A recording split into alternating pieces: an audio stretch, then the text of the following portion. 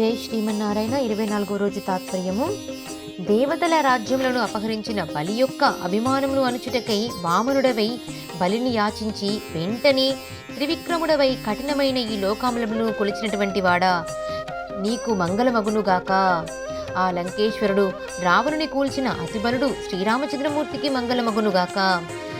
నీడ కొరకు ఉంచిన బండిపై అసురుడావేశించగా ఈ శకటాసురుణ్ణి కీళ్ళూడినట్లుగా కాలును చాపి తాకించిన నీ కళ్యాణగుణ కీర్తికి మంగళమగునుగాక. పోట్లగిత్త రూపంలో వచ్చిన వత్సాసురుని గిరగిరా త్రిప్పి నేలకేసి కొట్టి సంహరించిన ఆ గోపబాలునికి మంగళమగునుగాక. గోవర్ధన గిరిదారికి మంగళమగునుగాక.